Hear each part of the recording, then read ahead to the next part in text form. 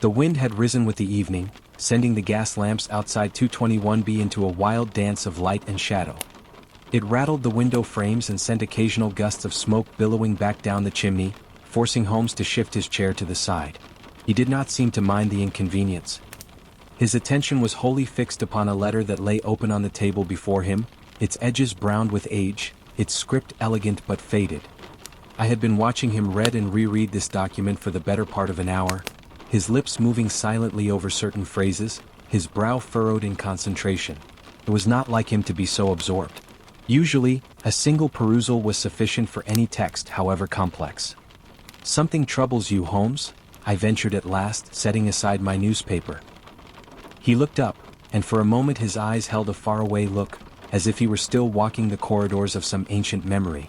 Then he smiled, that thin, fleeting expression that was more acknowledgement than amusement. "Troubles? No, Watson. Intrigues. There is a difference. Trouble implies distress. Intrigue implies possibility." He held up the letter. "This arrived by the afternoon post. It was sent 3 days ago from a village in Cornwall called Pendrake. The writer is a Miss Eleanor Pendrake. She claims to have discovered something in her late father's effects that defies explanation. She does not say what it is, only that it has disturbed the peace of generations and that she requires my assistance." Dramatic language, I observed. "Indeed. And yet, she provides no further details, no description of the object, no clue as to its nature. She simply requests that I come to Cornwall at my earliest convenience, and that I bring with me a mind open to the possibility that time is not the straight line we imagine it to be." I felt a chill that had nothing to do with the draft from the window. Time? What can she mean? Holmes folded the letter carefully and placed it on the table beside the curious objects from previous cases. "That, Watson, is what we are going to discover.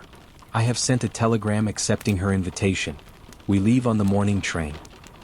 The journey to Cornwall took the better part of a day. The countryside changed as we traveled, the neat hedgerows of the home counties giving way to wild moors and rocky outcroppings. The sky was a perpetual gray, and a fine mist hung over the land, softening distances and lending everything an air of ancient melancholy. We arrived at the village of Pendrake as evening was falling. A trap had been sent to meet us, driven by a silent, weathered man who spoke only to confirm our destination. He drove us along narrow lanes bordered by stone walls, past fields where sturdy ponies huddled against the cold, and finally up a long winding drive to a house that seemed to grow out of the landscape itself. Pendrake House was old. Not the polite, manicured old age of a Tudor manor, but something far more ancient. Its stones were dark with damp, its windows small and deep-set, and its roof sagged in places as if weary from bearing the weight of centuries. A light burned in one downstairs window, a warm orange glow that promised shelter from the rising wind. Our driver deposited us at the door and departed without a word, the sound of hooves fading into the mist. Before we could knock, the door opened. A woman stood there, perhaps 30 years of age, with dark hair pulled back simply and eyes the color of the sea on a cloudy day. She wore no ornament, no jewelry, only a plain dress of gray wool that matched the landscape. "Mr. Holmes," she said. It was not a question. "And Dr. Watson. Please come in. You must be chilled to the bone." She led us into a drawing room where a fire blazed in a great stone hearth. The room was filled with books, not arranged neatly on shelves but piled on tables and chairs and even on the floor, as if a library had exploded and been left where it fell. A large oak desk dominated one corner, and on it, beneath a glass dome, sat the object that had summoned us across England. I caught my breath. It was a clock, but such a clock as I had never seen. It was fashioned of brass and some dark ancient wood, and its face was marked not with the usual 12 numerals, but with a single slowly rotating disc marked with symbols I did not recognize. It had not one hand but 3, each of a different length and shape, and they moved not in a steady sweep, but in sudden, unpredictable jerks. One of them was moving backwards. Miss Pendrake saw my expression. "You understand now why I wrote as I did." Holmes moved closer to the clock, circling it slowly, his eyes missing nothing. He examined the mechanism through the glass, studied the symbols on the disc, noted the erratic dance of the hands. "Extraordinary," he murmured. "Tell me, Miss Pendrake, where did this come from?" She gestured for us to sit, and we did, though Holmes remained half risen, his attention still fixed on the clock. My father, Arthur Pendrake, was an antiquarian. He spent his life studying the old ways, the ancient stones that dot this landscape, the legends that have been passed down through generations. He was a rational man, a man of science, but he believed that our ancestors understood things we have forgotten. Things about the nature of time, of memory, of the land itself. She paused, composing herself. 3 months ago he was exploring a barrow on the moors. An ancient burial mound untouched for thousands of years. He found a small chamber hidden beneath a fallen stone. And in that chamber he found this clock. Holmes's eyes gleamed. A clock in a prehistoric burial mound? I know. It is impossible. And yet there it was. He brought it home, studied it, tried to understand its mechanism. He showed it to no one, told no one of his discovery. He kept it here, under that glass, and he watched it. Watched it do what? I asked. Watch, she said softly. You will see. She rose and lit a single candle, then dimmed the gas lamp until the room was plunged into near darkness, lit only by the fire and the small flame she held. She brought the candle close to the clock. And then I saw it. The shadows cast by the clock upon the wall behind it began to move, but they did not move as shadows should. They flickered and shifted, and within them shapes began to form. Shapes that were not in the room. I saw a landscape of rolling hills, but a landscape that was wilder, more primeval, without walls or fences. I saw figures, small and distant, moving across that landscape. I saw a circle of standing stones, not yet fallen, their lintels in place. And then, for just a moment, I saw a face. A woman's face, young and beautiful, her eyes wide with an emotion I could not name. She was looking directly at us, as if she could see across the centuries that separated us. The flame guttered. The shadows vanished. The room was as it had been. I realized I was gripping the arms of my chair. Beside me, Holmes was utterly still, his face a mask of intense concentration. Miss Pendrake relit the lamp. Her hands trembled slightly. You see, she whispered. It shows other times, other moments. My father believed it was a window. A window into the past, or perhaps into possible past. He became obsessed with it. He would sit for hours watching, waiting. He stopped eating, stopped sleeping. He filled notebooks with his observations, his theories. And he died, Holmes said quietly. It was not a question. 3 weeks ago. The doctor said it was his heart. But I know it was this. It consumed him, Mr. Holmes.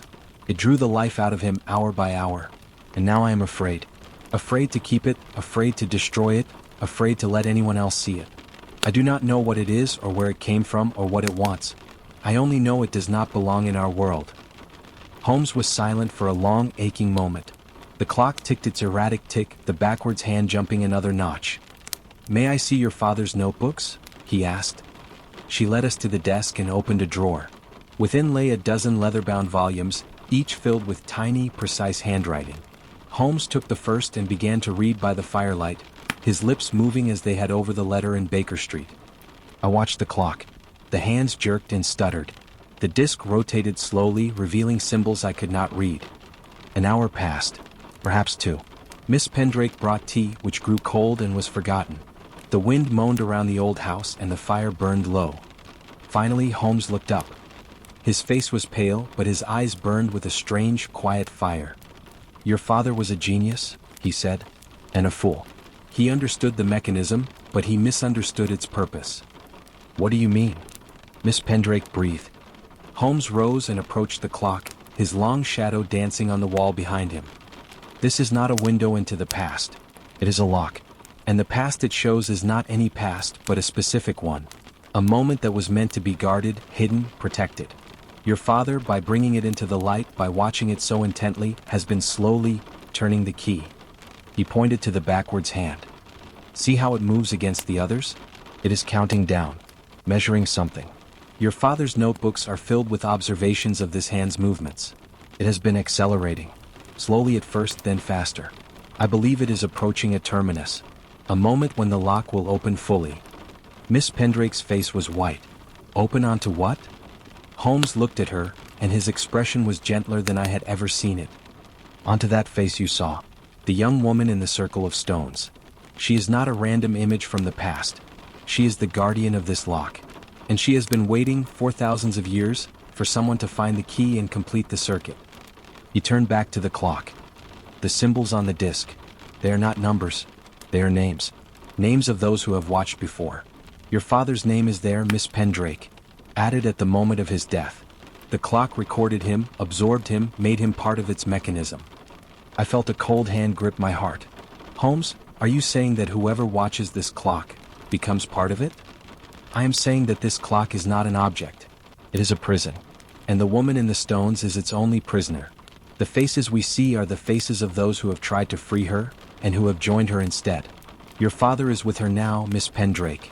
And if we watch much longer, we will join them both. Miss Pendrake rose, her hands pressed to her mouth. What do we do? How do we stop it? Holmes moved swiftly. He took the glass dome and lifted it away, setting it carefully on the desk. Then, with infinite gentleness, he reached inside and touched the backwards moving hand. The moment his finger made contact, the room changed. The fire seemed to dim, though it still burned. The shadows on the walls grew deep and strange. And from the clock, a sound emerged. A low, humming vibration that seemed to come from everywhere and nowhere at once. Holmes's face was intent, focused. He was not fighting the mechanism. He was listening to it, feeling it, understanding it. Then, with a swift, decisive motion, he turned the backwards hand forward. Just one notch. Just a single, tiny adjustment. The clock shuddered. The other hand spun wildly for a moment, then stopped. The disc rotated once, twice, 3 times, then settled into a position I had not seen before. The symbols seemed to rearrange themselves, forming a pattern that was almost peaceful. And then, from within the clock, a soft light began to glow. It grew brighter, warmer, until it filled the room with a golden radiance. And in that light we saw her. The woman from the stones. But she was no longer a shadow, no longer a distant figure. She stood before us, solid and real, her eyes no longer wide with fear but soft with gratitude. She was young, impossibly young, dressed in robes of undyed wool, her hair falling in dark waves to her waist. She looked at Holmes and she smiled. "Thank you," she said. Her voice was like wind through leaves, like water over stones. "You have turned the key the right way. You have let me out." And then, as gently as morning mist burning away in the sun, she faded. The light dimmed. The clock, with a final, soft click, stopped entirely. All its hands were still. The disc no longer moved. It was simply a clock now. Old, beautiful, and utterly silent. Miss Pendrake was weeping, but her tears were not of sorrow. She approached the clock and touched it, her fingers tracing the symbols that no longer glowed. "They are gone," she whispered. "My father's name. It's gone." Holmes nodded, his face tired but serene. "He is free. They are all free. The lock is open and the prison is empty." We left Pendrake House as dawn was breaking over the moors. The mist had cleared, and for the first time since our arrival, we saw the landscape in sharp, clear light. The standing stones on the distant hill stood silhouetted against the rising sun, and for a moment, I thought I saw a figure standing among them, watching us. Then she was gone, and there was only the wind and the grass and the ancient, patient land. The train carried us back to London through a day of shifting light and shadow. Holmes slept for much of the journey, something I had rarely seen him do. When he woke as we approached the outskirts of the city, he was quiet for a long time. "What was she, Holmes?" I asked at last. "Truly?" He looked at me and his eyes held a depth I could not plumb. "She was a story, Watson. A story that had been waiting too long for its ending. We are all stories in the end. Some of us are fortunate enough to find someone to turn the page." That night, back in the familiar comfort of 221B, I sat by the fire and watched the flames dance. Holmes played his violin, a melody I had never heard before, slow and sweet and filled with a strange, haunting peace. The clock on our mantelpiece ticked its steady, reliable tick. A normal clock. A honest clock. Outside, the wind had died, and London lay quiet under a canopy of stars. Somewhere in Cornwall, an ancient barrow stood empty, its secret finally told. And somewhere beyond the reach of time, a woman in undyed wool walked free beneath a sun that would never set. The fire crackled. The music faded. Anne Baker Street, wrapped in the deepest peace of a solved mystery, settled into the silence of the small hours, where all things are possible and all stories wait for their ending.